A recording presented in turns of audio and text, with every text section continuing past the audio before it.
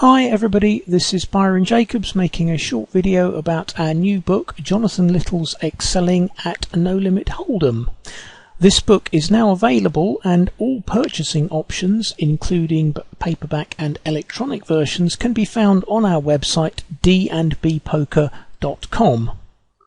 The book is co-authored by 17 leading poker professionals who each contributing a chapter on their own particular field of expertise. Contributors include superstars such as Phil Hellmuth, Chris Moneymaker and Ed Miller, as well as Jonathan Little himself. As you may know, there will also be a series of webinars held late in 2015 and early 2016, hosted by Jonathan Little. In these webinars, each author will discuss in greater detail the strategies that are articulated in the book. The first webinar from each author is completely free to attend, and all details regarding the webinar can be found on the links to the site holdembook.com. I have also written a chapter in this book, but you won't actually find it in the book itself. It's acting as a bonus chapter and is freely available to anyone who has purchased any version of the book, whether that be electronic or paperback. All details as to how to access this chapter can again be found at holdembook.com. The subject matter of this bonus chapter is handling ranges when playing heads up at stack depths of 25 BB and below. This is a very complex subject which I will also be exploring in the forthcoming webinar series.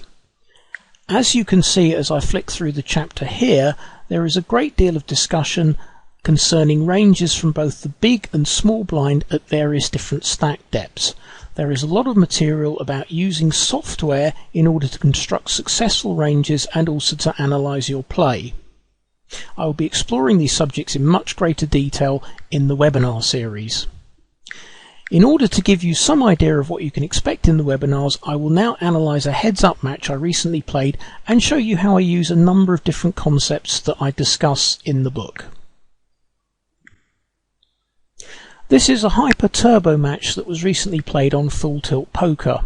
Hyper Turbos start 25 BB deep and have very rapidly increasing blind sizes, so we're starting off with 400 chips playing 10-20, swiftly moving on to 15-30 and 20-40.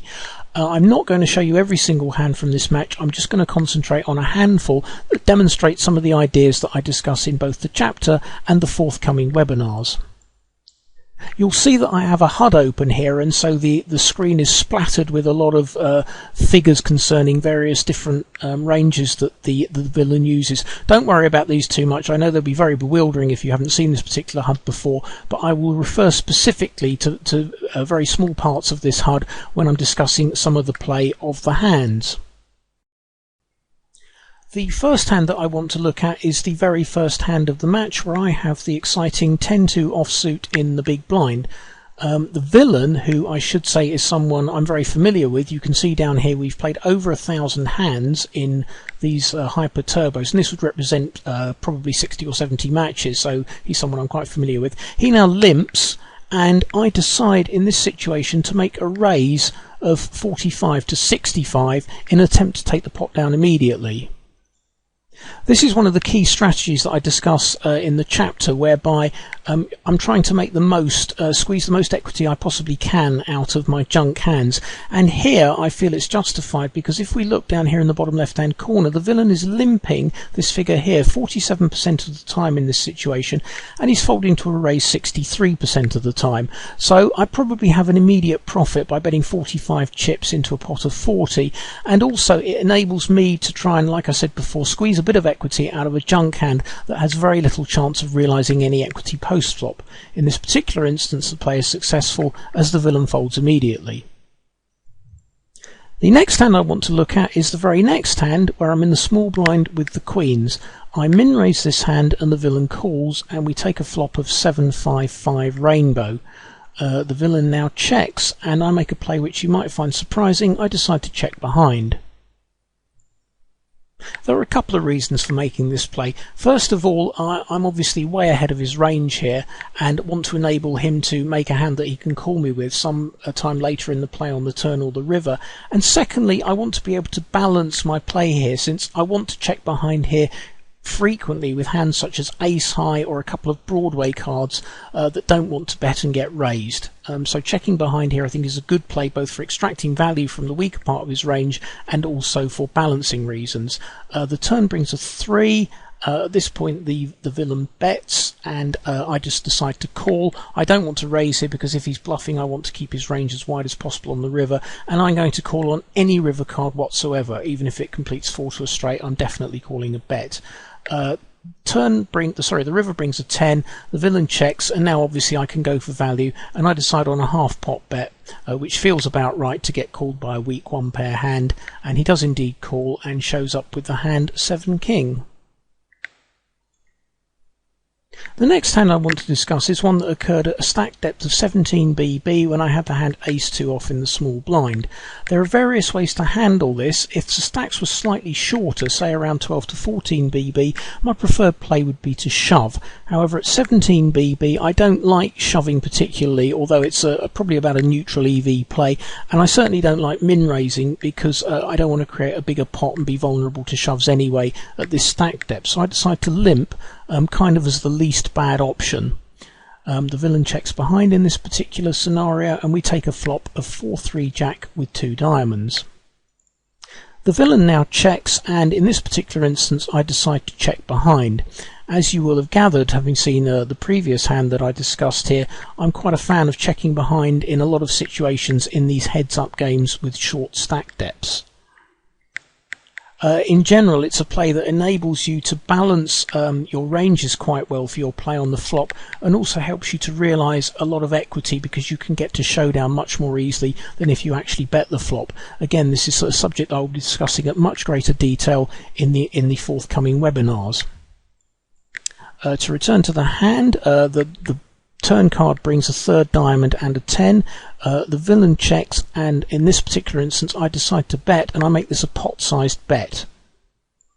The reason is that I expect to be ahead here a lot of the time, but the villain will have a great deal of outs against me, especially if they have a junky hand that just happens to have a diamond. They could have as many as 15 or up to about 18 outs if they have a gut shot to go with their kind of weak 1 diamond hand, and I want to protect against that. Obviously if I get raised here I'm through with the hand, and also if the villain just calls I'm unlikely to bluff the river.